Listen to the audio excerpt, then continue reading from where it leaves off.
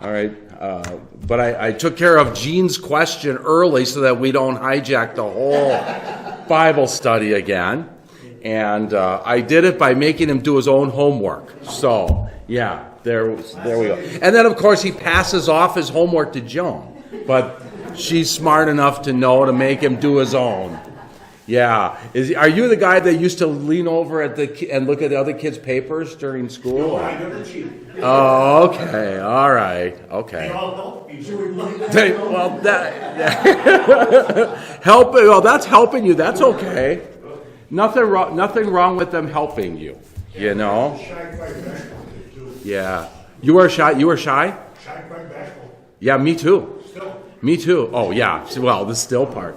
I'm not the still part, but I was. I was one that couldn't talk to anybody. I was the one that kind of would cower in the back of the class.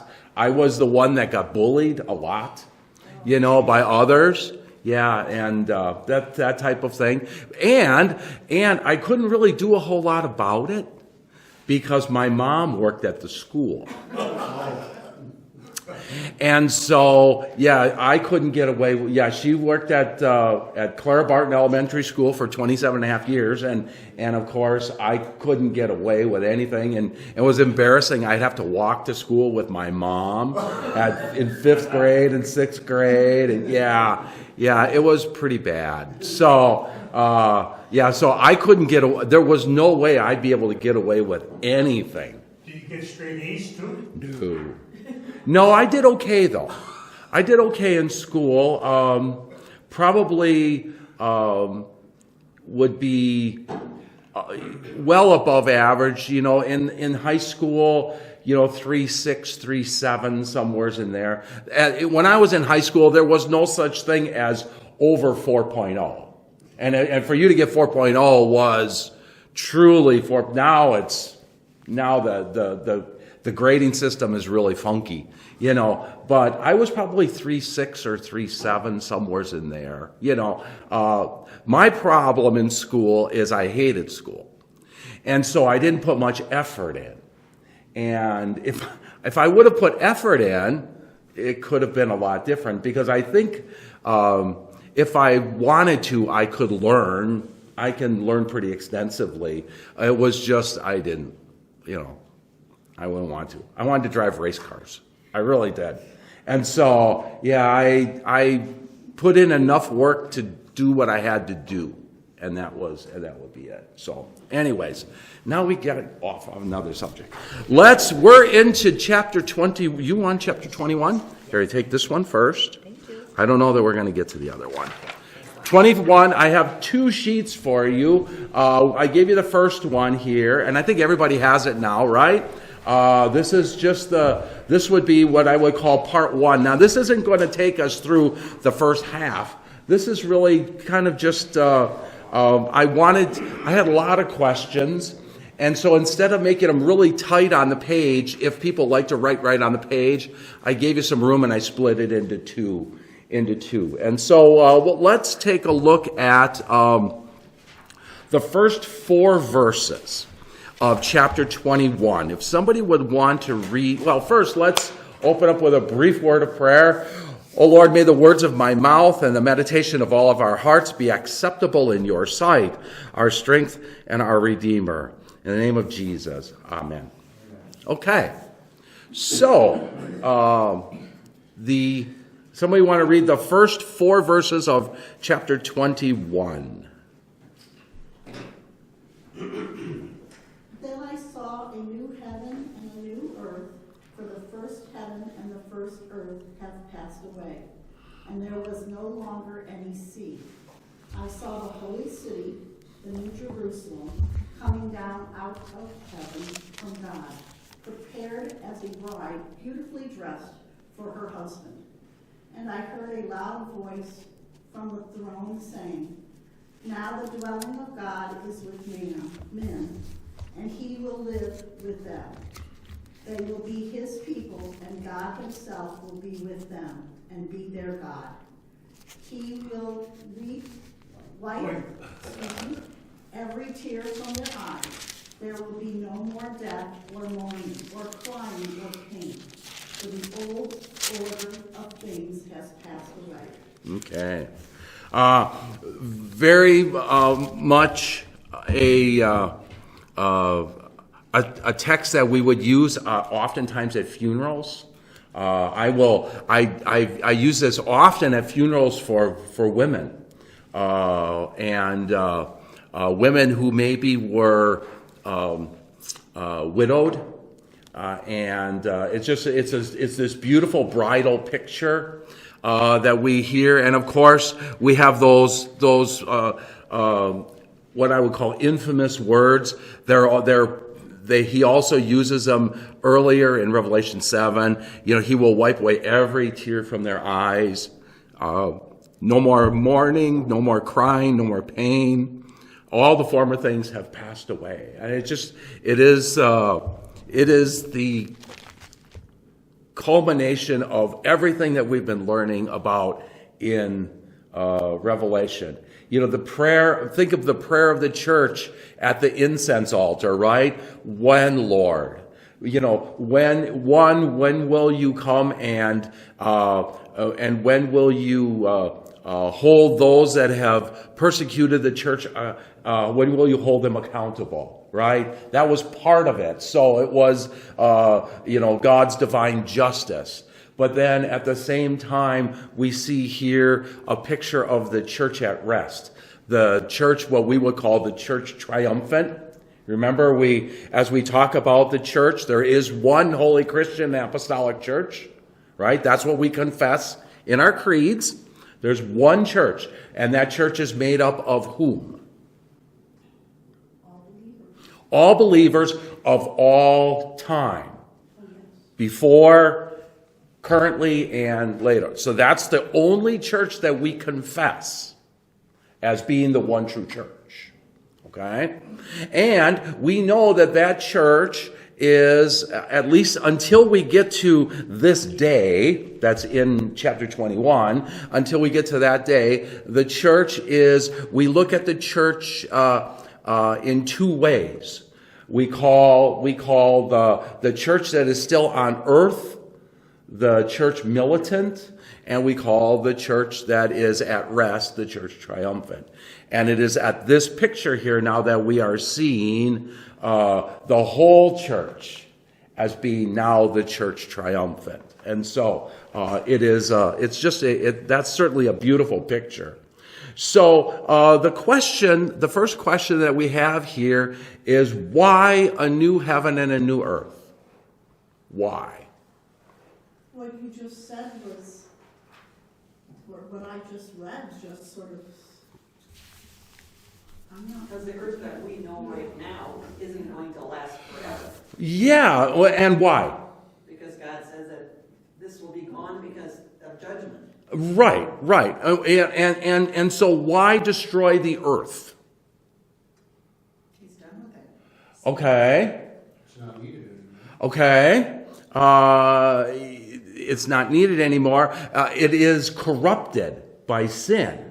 Do you remember that Paul talks about this, that all of creation is groaning over the child, in pains of childbirth. And so what it means is, from the moment that man sinned, all the way back in the garden, from that moment, all of creation has been corrupted. And all of creation is suffering death pains. And we see that, right? I mean, we certainly see that in this world. Not only does mankind die because of sin, but mankind has caused everything else to die, including all the animals, including how many of you have had these beautiful trees in your yard that finally just gave up the ghost? Fell over, they rotted from the inside and they died, and they fell, or they were infected by some sort of insects or whatever. That's all the product of sin. Okay? All of that is the polar ice caps that melt, the climate change that is. Certainly we politicize a lot of those things, but we're not, as Christians, we also believe that it is true. We just don't look at it in a political way. We recognize that these things are happening. Why? Because all of creation has been corrupted by sin. And so God says he's going to make everything new, and that everything new would, of course, also have to be creation. And Joan made a great point. She said that we know that the earth is going to pass away. But did you see what this says? What else is going to pass away? What else is going to pass away? Heaven. Well, why? Because God's going to be coming to us, we're not going to him. Okay, all right. He's going to make a new place for us. Yeah. Gold in the streets and everything else. Absolutely. He's going to make a new heaven. There's going to be a new heaven. And the question, I guess, is why do we need a new heaven? And I won't let you hang on this one too long. Go back in mind to creation. In the beginning, God created the heaven and the earth. So heaven, just like earth, is created. Okay? And so if heaven is created just like earth is created, what happened when man sinned? Heaven was corrupted too. So heaven has to be made new. How was heaven corrupted? I think, when we talk about, go back to your catechism days when Pastor talked about we got in the first article, and it talked about God created the heaven and the earth. We talked about the earth as being obviously the plants and the animals, and especially man. And if you remember when we talked about heaven, what was it? What did we primarily talk about when we talked about heaven? We talked about the heavenly beings, which were all angelic, which fell. So when sin came, there was that sin affected everything. It even affected the angelic beings. Some fell. Some didn't, but what it means is that the heaven and the earth that God created, that he said all was very good, no longer is very good. And so it's hard for us to fathom, well, what would be wrong about heaven, right? Other than we get to Revelation and God says, I'm going to create a new heaven. Maybe it's not big enough. Maybe it's maybe it's not big, but the reason that he's creating a new heaven and a new earth is because the old heaven and the old earth have passed away, and that is because of the corruption of sin. So that means all of sin is going to be perfect for today. It's all going to be transfigured. It's all going to be changed. And so that is what we are really seeing here.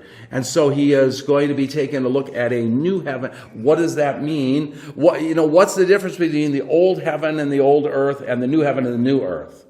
No sin. No sin. Yeah. It is going to be, there will be no sin. And all of sin, the sin that was brought on, has been paid for. The punishment of it has been paid for by Christ, and those that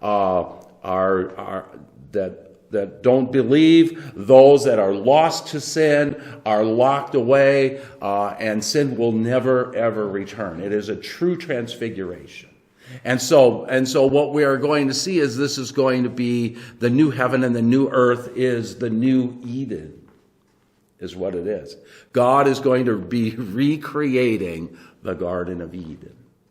He's going to be making it new. Now, does that all mean we're going to be living outside in a garden? No, that's not what that means. We can't even fathom what the Garden of Eden was or is. But what we do know is that it is no longer infected by sin. And the same thing here is when we look at this, is that it is no longer infected by sin. So I want you to keep your finger there. Go to 2 Peter chapter 3. Go to 2 Peter chapter 3.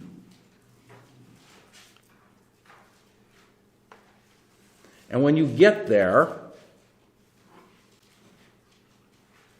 I'm going to kind of wait till everybody gets kind of where they want to be. I'm going to need someone to read verses 10 through 13.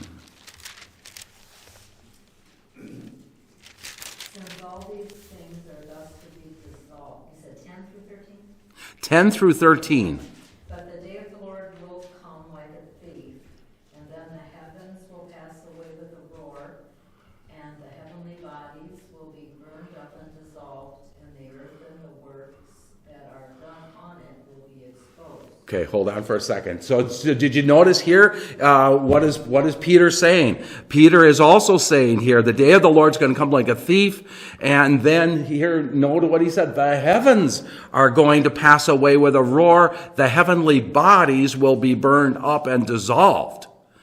And then he also talks about the earth. The earth and the works and all that are done on it are going to be exposed. Okay, go on, continue. Since all these things are thus to be dissolved, what sort of people ought you to be in lives of holiness and godliness, waiting for and hastening the coming of the day of God, because of which the heavens will be set on fire and dissolved, and the heavenly bodies will melt as they burn. But according to his promise, we are waiting for new heavens and a new earth in which righteousness dwells. All right. So here we see, if we think that those words from Revelation might just be some kind of a picture language, here we see it also from Peter, and there's a confirmation that not only is the earth going to be made new, it is going to be all of creation. All of creation is made new. And so that is something that we hear. Again, remembering that heaven is a part of creation, just like the earth is. Remember, before creation, what was there before creation? It was just God. Yeah, there was just God. Now we want to think, well, there was God. Well, if there was God, then he must have been in heaven. God wasn't in anything. There was just God. And it said, and there outside of him was nothing. And so God created everything, and the Latin term is ex nihilo. And ex nihilo means he created everything of nothing. And so when he created the heavens and the earth. One of the things we're going to learn here, because again, maybe this is another way to help us. When we talk about, well, how can heaven be corrupted? This will be a good one. What is and where is heaven? What is heaven and where is heaven? We have heaven a little bit right here now, Okay. just because we're with God. Okay. So what is heaven? So what is heaven? Yeah. You really answered it. Let's just get it into a really short sentence. What is? I'm not me to say, let's put something in a short sentence. Heaven is wherever God is present. Okay? That's heaven. We keep thinking of heaven as a place. We keep thinking heaven is we always look up, don't we? Yeah, we imagine it being somewhere away from us. In the sermon today, I'm going to make a statement to you, And that statement is going to be that Jesus today is going to show us that heaven isn't as far away as we think it is. Because we're going to see Jesus on that Mount of Transfiguration, right? And who's with him? Moses and Elijah are going to be standing on this mountain. They're not going to be holographic images. They're not going to be, just the ghosts of. It's going to be them standing there with him, talking with him.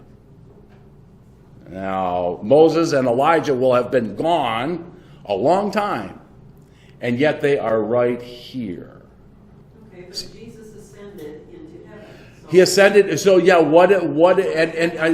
the ascension. We talked about this on the day of ascension too. What does that mean when Jesus ascended? It means that Jesus left this one spot and he's now everywhere. That's what ascension means. Okay. just picture him as going We picture, yeah, that's right. That's our brains need to do that. We live in logic, So we have to. All we know, if you remember, on ascension, what happened? Was Jesus lifted up and out of here? No. What the Bible tells us is the cloud took him away from our sight. Took him out of our sight. So he was enveloped in a cloud that took him out of our sight.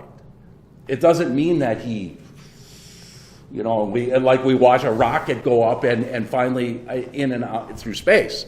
It didn't. It just says that the cloud took him out of our sight. But we're so used to seeing clouds up. We're used to it. Yes, that's the whole point. And so the heaven is God's presence with us. Well, right now, God's presence with us has to be veiled. Why does God's presence with us have to be veiled? Because of our sin. And so we still see God, but we see him through the eyes of faith, not through our own eyes, as Job says one day we will.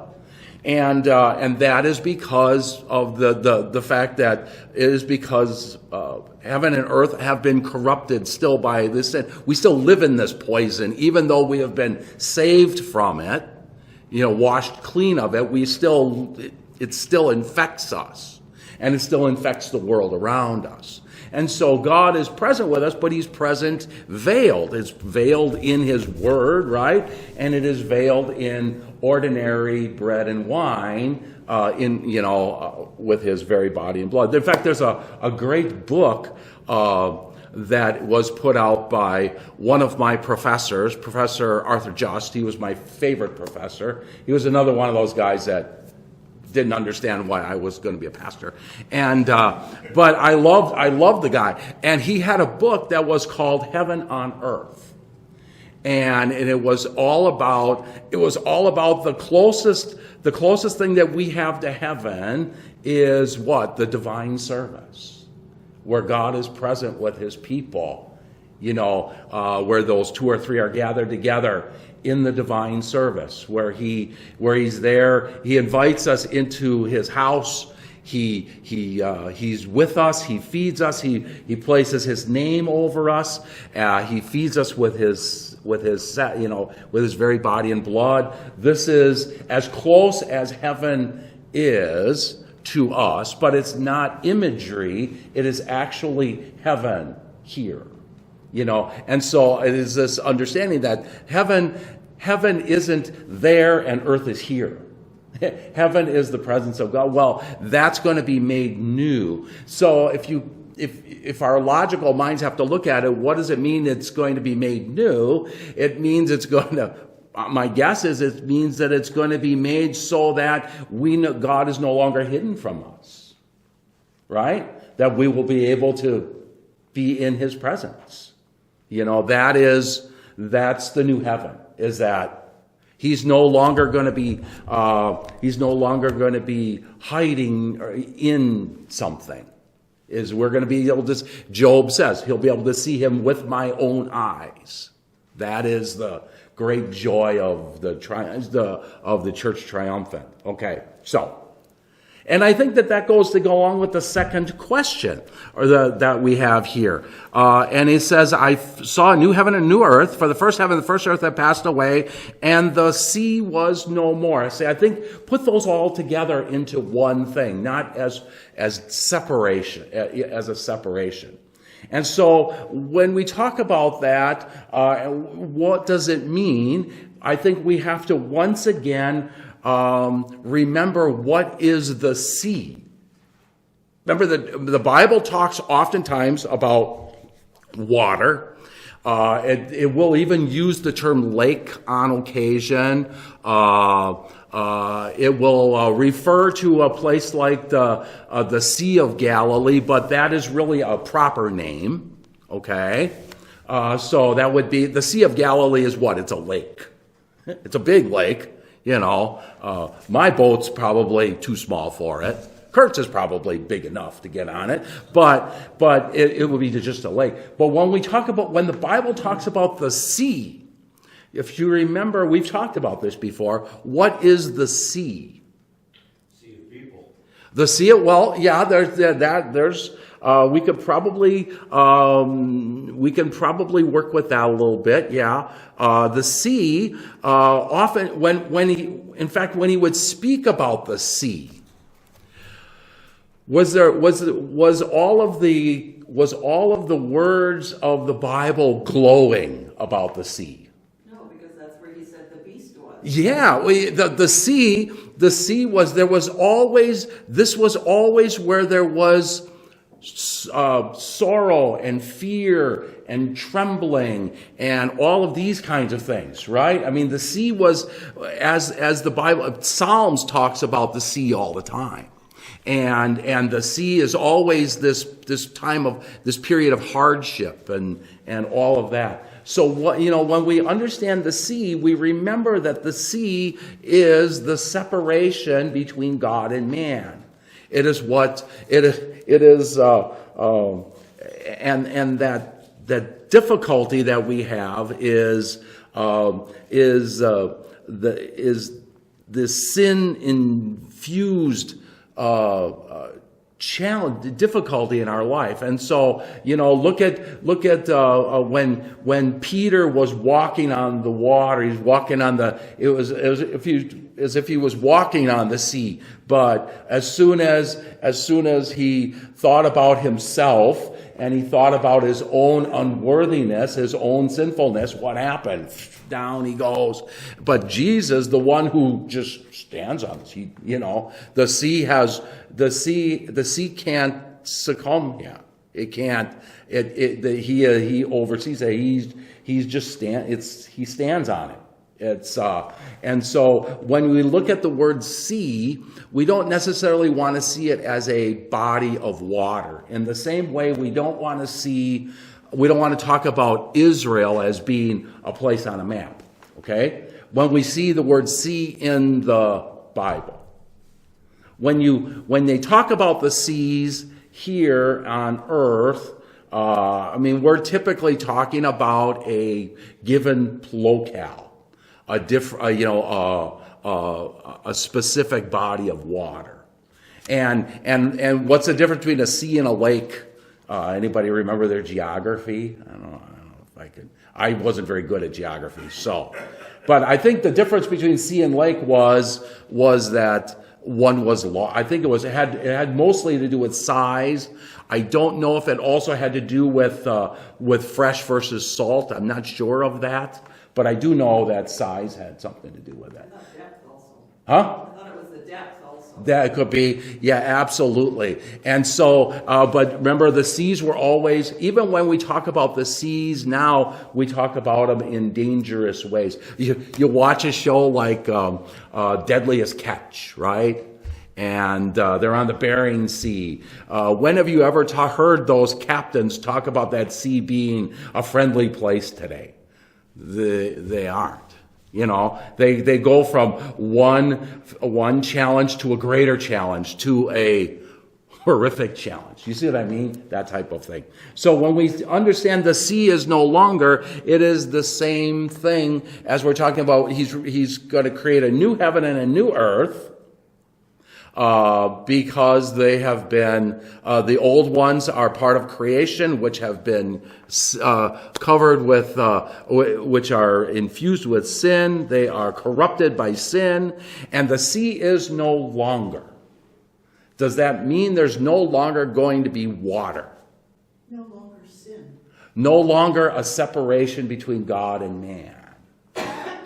No longer will we have the separation between God and man. Okay? That's what we're talking about here. The sea is that is gone. Yeah, that sin is gone. The separation between God and man is gone. Okay? That's the picture. Again, Revelation is this beautiful imagery that he wants us to, and he's using it to help us to understand what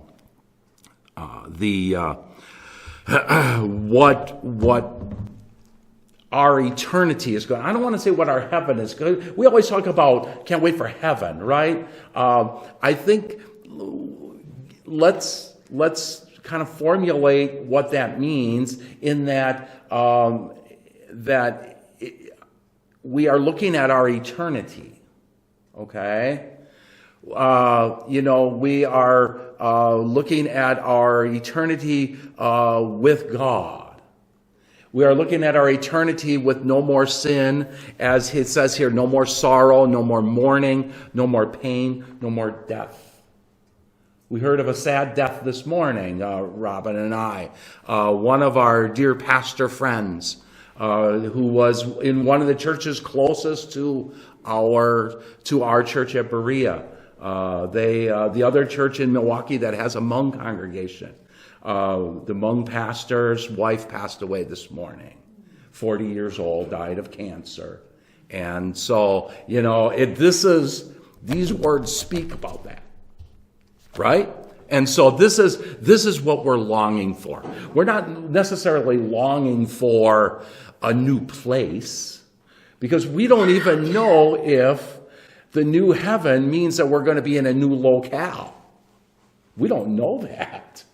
The new heaven and the new earth might mean that, Kurt, you'll get to live eternity in Vilas County. I have no idea. It could very well be that the new heaven and the new earth is still split into cities and counties and states. We don't know that. We don't know any of those things. And so the new heaven doesn't necessarily mean I go from here to someplace else. We don't know. Yeah, just so do I.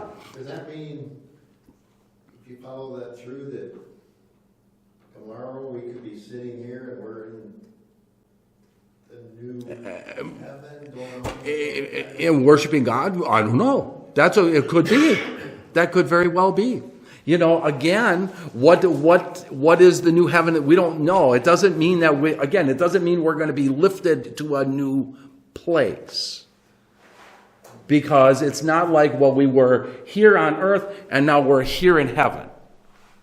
Because that's not, he's created a new heaven and a new earth. So if he's created a new heaven and a new earth, are you going to live in the new heaven or are you going to live in the new earth? See what I mean? We don't know. We don't know any of that. Okay? But the importance of it for us is to understand that heaven is not a place. It's not a place on a map. Heaven is in the eternal presence of God. And what does that mean? We don't know what that means. Is the new earth going to be big enough to hold all of the people? I'm guessing it would, or it wouldn't be the new heaven and the new earth. I don't know. I don't know any of that.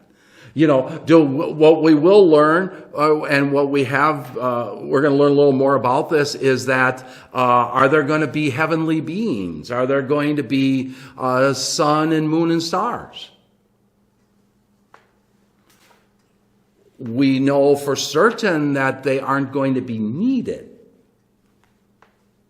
That doesn't mean that they aren't going to be there.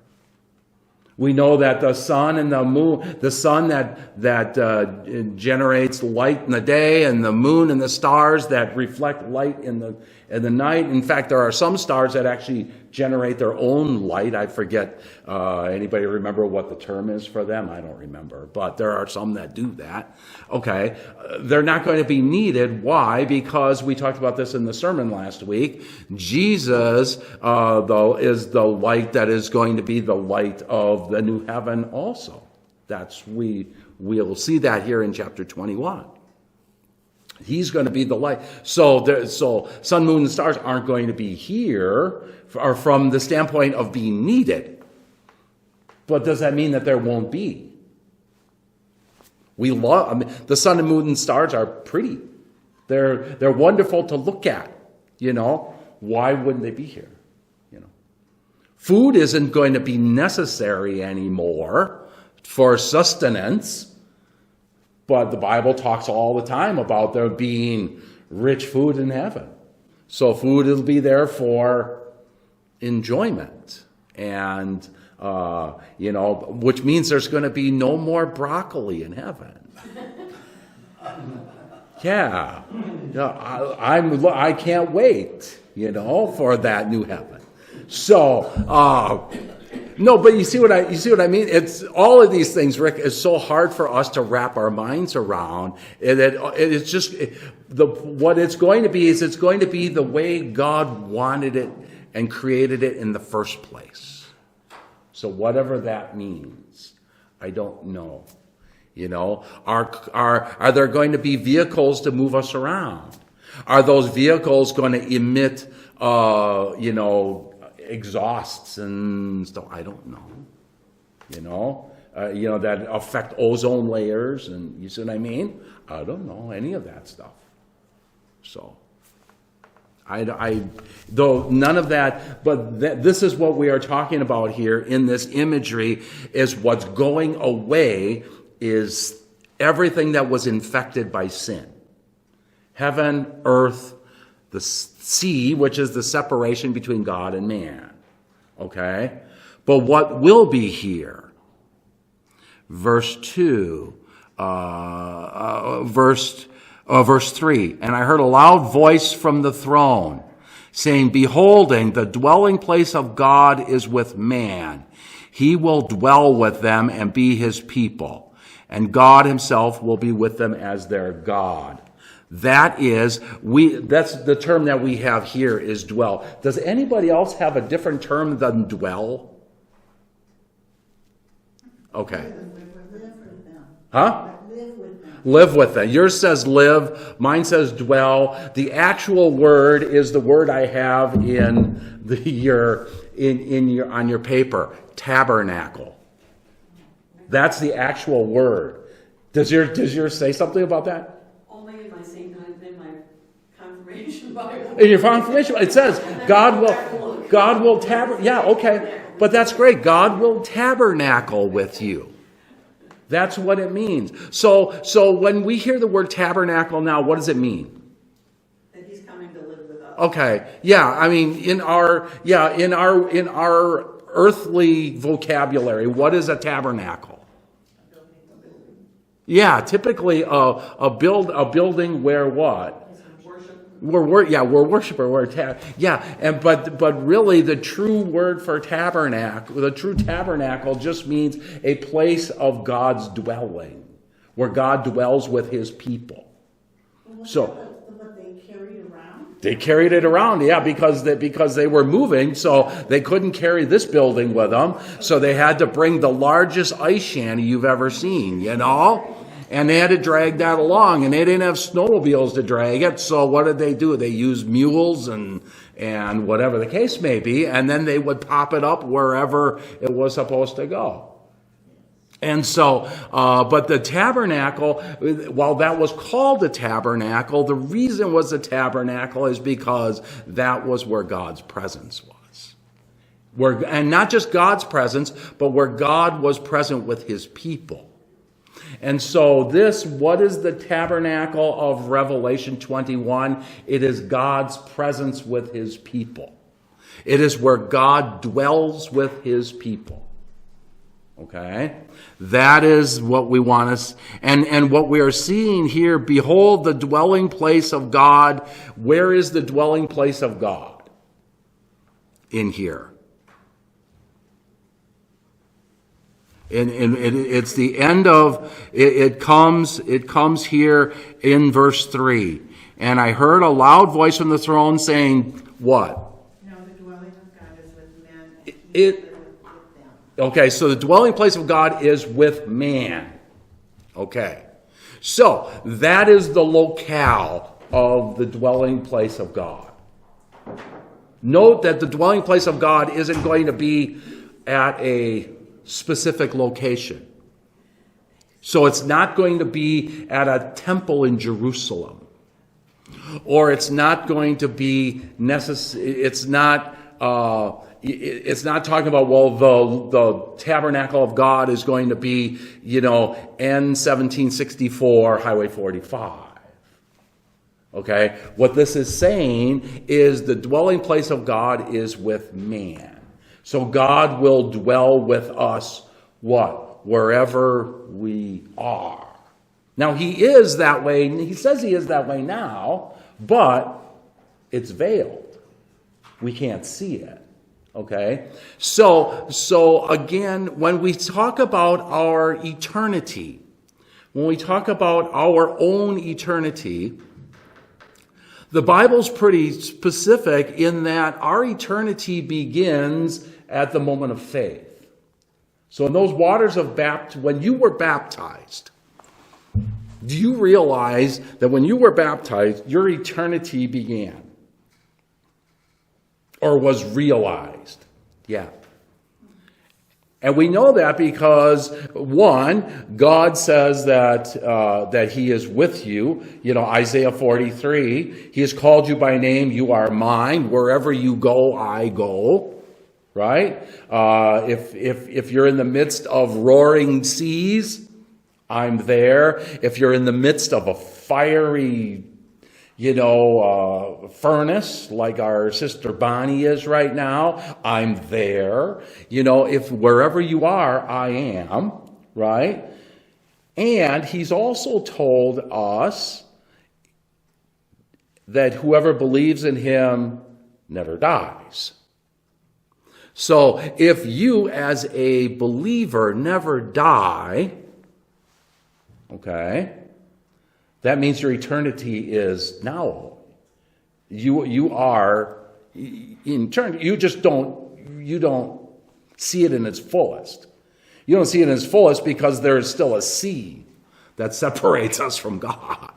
There's still a veil over all of it because we are still sinners. And sin still affects us. And so God present with us, but he keeps a veil over it so that we would not be harmed. Okay? Until all of that sin has been, while it is paid for, it is still here. Okay? He paid for it. He paid the price that is the ransom price for you. He bought you back. But you're still in the midst of sin. So much so that original sin still churns its way up inside of you. And you still get ticked off with each other. And you still think bad thoughts. Republicans think about bad thoughts of Democrats. Democrats think of bad thoughts of Republicans. Right? Mother-in-laws think bad thoughts of son-in-laws, and son-in-laws think bad thoughts of mother-in-laws. You see what I mean? We do. Yeah, let's not kid ourselves. We do those things. We're still infected by sin. And so there's still a veil over us. All of that is going to be washed away. Okay? And then the true tabernacling of God is going to be with man. And he will be, there will be no question whether God is there or not. We believe it by faith, right? But if there's someone whose faith is kind of skeptical, and I said, do you believe God's here right now? They might say yes just because they don't want to get in a disagreement with others, but they'll go, it sure doesn't feel like it with what's going on in my life, right? And so, but in the new heaven and new earth, there's going to be no question. Okay, that's the thing. When the veil is lifted, the question is lifted. And that is what we're seeing here. Okay? And now look at this. When we talk about that tabernacling, that dwelling of God with man, there are beatitudes. There are blessings that are part of God dwelling. What are the blessings? No tears, no death. Yeah.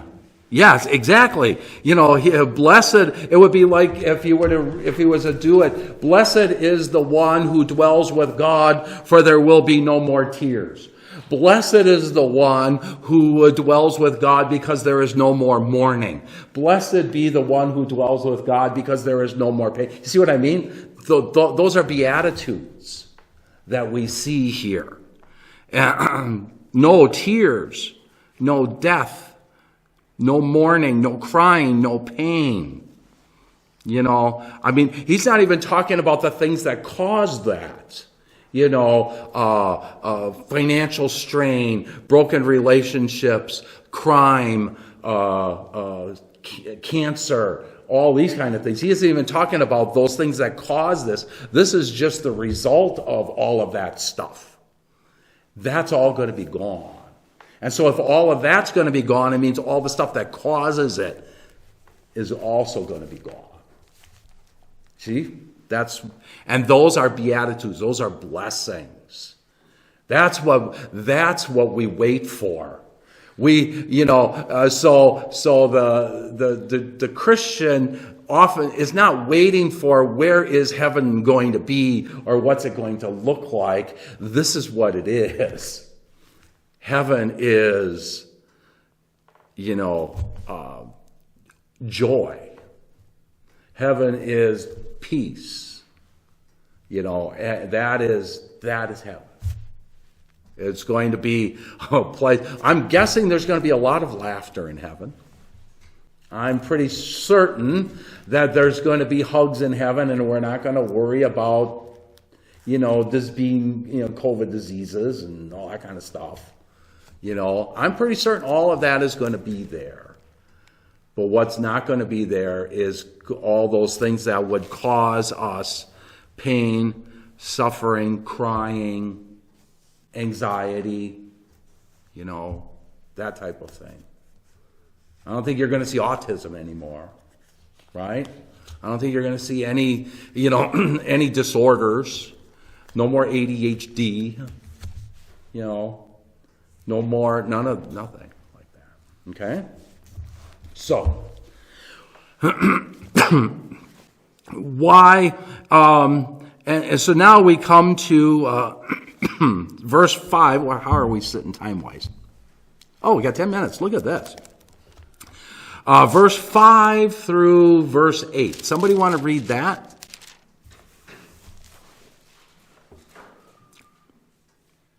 He who is seated on the throne said, I am making everything new. Then he said, write this down, for these words are trustworthy and true. He said to me, it is done. I am the Alpha and the Omega, the beginning and the end. To him who is thirsty, I will give to drink without cost from the spring of the water of life. He who overcomes will inherit all this, and I will be his God, and he will be my son. But the cowardly and unbelieving, the vile, the murderers, sexual immoral, those who practice magic arts, the idolaters and liars, their place will be in the fiery lake of burning sulfur. This is the second death. Okay. All right. So, in here, verse 5, and he who is seated on the throne said, and then in the NIV, they're really missing a word. Anybody have that word that's missing in there? What's the next word? And he was seated on the throne and said, what? Behold. Behold. You know, and remember what we said about the word behold, is the word behold means God is doing something, and he is doing something miraculous. Okay? Behold is a substantial word in Scripture. It always speaks about something God is doing. Whether he's doing it through someone else or himself, it is God doing something. Behold, I am making all things new. What is all things? That's a great question. Does that mean he's going to make Robbins and my little doggy Nick new? The one that passed away? I don't know. All things is all, to me, I guess I trust God's word to such that all things to me means all things. In the same way, and so it is that faith that causes me to believe that leads me and helps me believe when he said, this is my body, this is my blood, to believe that it is his body and it is his blood. See what I mean? I don't read any more into it, any less into it. He's making all things new. Verse 8, I have a problem grasping it. Okay. Because everybody's sinners. Yes. And a lot of those are sins. Mm-hmm. But this is Yeah. saying more than just unbelieving. All these other Yeah. sins. Yeah. Those that put really what he is, again, based off of everything else that he has taught us throughout Revelation. You got to always put it all together. Those words are saying for those people that put those things ahead of God. So again, it all still comes down to it's a faith thing. So it is those who are the cowardly, the faithless, and all of those pieces are those that are something that they chose to be instead of faithful to God, instead of believing in God. And that's really what this is. It is. It's more than just being an unbeliever. Well, no. This still always is. It's all unbelief. These are all. I mean, think about the sexually immoral. He is talking about those that, again, remember the relationship between you and God. What is the relationship between you and God? It is the relationship, he just said it a few verses earlier, you are his bride, he is your bridegroom. Okay? So what is a sexually immoral? What is someone who is sexually immoral? Someone that is sexually active outside of their relationship with their bride or their bridegroom. So doesn't this also mean that, and speaking of all the vile, evil things, Mm-hmm. they did not ask for forgiveness. We all sin. Yeah. Ask forgiveness. Yes. And we are forgiven. They did not. They didn't see. They didn't seek it. They didn't believe it. They didn't believe that he has paid for those sins. They chose this instead. But we don't choose God, but we can choose. But we can choose this. Yes. That's the. I think you said it better than I did. We can't choose God, but we can choose this. We can choose not God. That's our sinfulness allows us to do that, and that's what this is. That's certainly what this is telling us. Yeah. So, but I want to get us back first to verse 5. Behold, I am making all things new. So he's going to make all things new. And then also he said to John, so he's speaking now directly to John, write this down, for these words are trustworthy and true. Why is he supposed to write them down? To give believers hope and Yeah, again, remembering the purpose of Revelation, that's exactly right. But It probably goes even a step farther than that. Okay? He is making all things new. So write it down because this is true. He is saying to John, I want you to write this down because now everything is done. Everything is done. Nothing more has to be added than this. This is all this. What else do we need to know about God other than he is going to tabernacle with his people, he's going to make a new heaven and new earth, and he's going to make all things new. What else do you need to know? You see what I mean? What do you need to know? And so he's made, and so John is supposed to write down these words because it's not like, well, here, take some notes here. There's going to be more later. He says, no, write this down. This is it. This is the whole thing. Is that like the covenant with God then? Our covenant with him, that kind of thing? Yeah, it is the fulfillment of the covenant. Well, the fulfillment of the covenant with God, of the new covenant, is Christ's blood. That is the fulfillment of the new covenant. So I wouldn't overthink it too much and try to create a churchy word for it. He's telling him to write this down because there's no more that needs to be added than he is going to destroy that what was infected by sin. He is going to eliminate the separation between God and man. He is going to dwell with his people, and he's making everything new. That's heaven. Okay?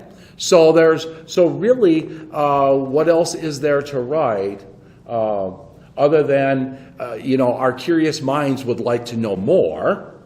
However, what we've learned with these visions is that even as he tries to describe them to us, they are beyond definition. Ezekiel struggled with that. Remember in those visions, he couldn't. The visions were such that, it looked like it had, a dozen wheels with eyeballs all in them, and they had, he couldn't even describe what he was seeing. And so the point being is any more of a description is more than what we can fathom anyways, which I had a mentor of mine that always used to say, confused minds say no. And it was it's a sales technique. And that is if you try to oversell something or over-describe something, what have you done? You create confusion, and then the person says, well, I'm going to have to think about it. Do you ever do that when you go out to buy a car? At least it used to be this way. Maybe it's not the same now. You used to go out and buy a car, and that salesperson would try to tell you everything, every feature, every dot and till of what was going on, and there would be so much that you to take in, and you go, well, I think I just have to think about it. Where, a more simple approach is you came in with a piece of junk and look at this. And I can give this to you for a better price than the guy can down the street. Why don't we just take care of it now? Get rid of all the confusion, right? Well, what happens here is Jesus has John write this down because he told you everything you need to know about heaven. The old is gone. The separation of God is gone. God dwells with his people. He'll tabernacle with his people, right? And he's making all things new.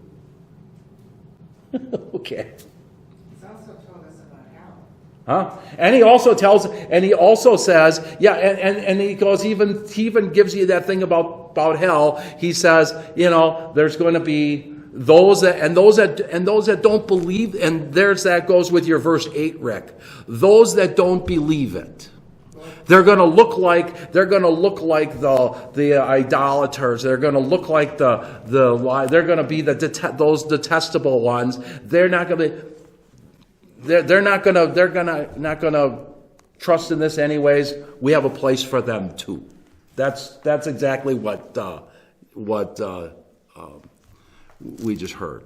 Personally, it seems like it's grabbing more than just the unbelief. But it It isn't. says all liars. Yes. It's all sin. It is all those. It is all those that are persisting in evil. Those that are persisting. Those that have chosen evil over God. That's all that means. Again, don't overthink the imagery of Revelation. Jesus says, all who believe will be saved. All who do not believe will be damned. This is examples of those that are going to that are going to choose evil over good. They're going to choose evil over Christ. And this is what it's going to be, and that's what it'll be. And so, look at earlier he talked about the beast of the earth, right? There was the beast of the sea, the beast of the earth. The beast of the earth was what? That was the unfaithful church. What is the apostasy church? What is the unfaithful church other than the liars? Those that say God is something other than whom He is. That's a liar. That's a faith statement.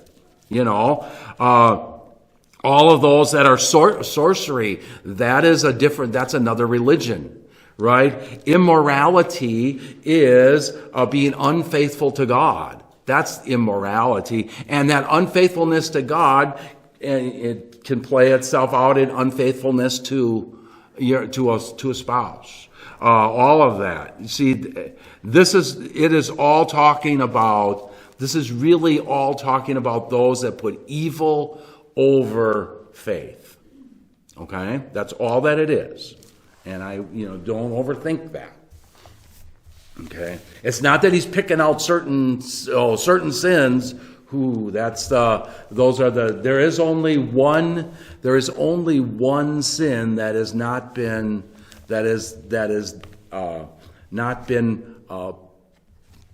forgotten, and that is that sin of unfaithfulness, of not believing. All sin has been paid for.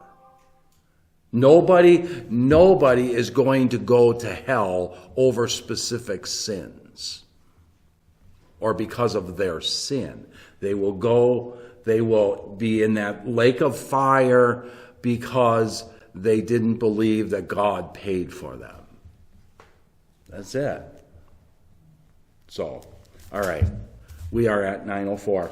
So we got almost to the end. Look at that. We have one question that we'll deal with, and then we'll work on the second half of chapter 21, and then we're into our final chapter, which is awesome.